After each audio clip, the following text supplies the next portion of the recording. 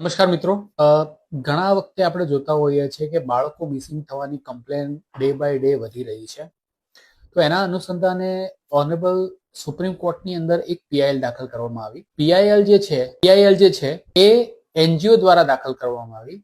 એ NGO નું નામ છે ગુરિયા સ્વયંસેવી સંગઠન, જેને એવી પીઆઈએલ ફાઇલ કરી કે ભારતની અંદર અલગ અલગ સ્ટેટની અંદર બાળકો જે છે એ હ્યુમન ટ્રાફિકિંગ નો શિકાર થઈ રહ્યા છે અને બાળકો જે છે મિસિંગ થઈ રહ્યા છે. એ બાળકોને ટ્રાફિક અલગ અલગ સ્ટેટની અંદર મિડલમેન દ્વારા પહોંચાડવામાં આવે છે. તો એને એવી પીઆઈએલ કરી કે યુનિયન ઓફ ઇન્ડિયા છે, ભારત સરકારને ડાયરેક્ટ કરવામાં આવે જેથી કરીને બાળકોને ટ્રેક કરી શકાય. એના અનુસંધાને ઓનરેબલ સુપ્રીમ કોર્ટ દ્વારા એ પીઆઈએલ ની અંદર હિયરિંગમાં ડાયરેક્શન આપવામાં આવી છે ભારત સરકારને. અને ડાયરેક્શનની અંદર એવું કહેવામાં આવ્યું છે કે દરેક સ્ટેટ અને દરેક યુનિયન ટેરેટરી જે છે એ નોડલ ઓફિસર જે છે એ નિયુક્ત કરે.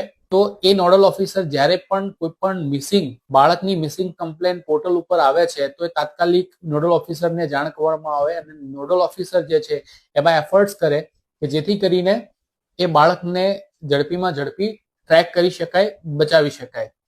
એના રિસ્પોન્સની અંદર એએસજી દ્વારા એવું કહેવામાં આવ્યું કે ભારતની અંદર ઓલરેડી 2 પોર્ટલ સક્રિય છે. એક પોર્ટલનું નામ છે ટ્રેક ચાઇલ્ડ પોર્ટલ અને ખોયા પાયા પોર્ટલ, જે અત્યારે કમ્બાઈન કરી અને એના મિશન વાત્સલ્ય કરીને જે વેબસાઇટ છે એની અંદર ઇન્ટિગ્રેટ કરી દેવામાં આવે છે. એટલે કોઈ પણ બાળક મિસિંગ થાય છે તો પોલીસ સ્ટેશનની સાથે સાથે તમે આ પોર્ટલ ઉપર પણ ફરિયાદ કરી શકો છો. એની વેબસાઇટ છે મિશન વાત્સલ્ય .wcd.gov.in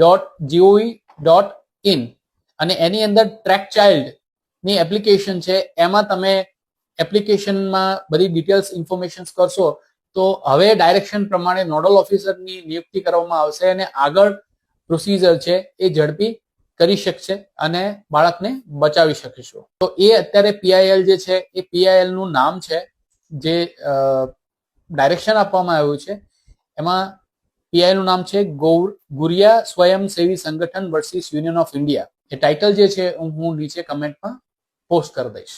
આ વિડીયોને વધુ શેર કરો. જય હિન્દ, જય ભારત.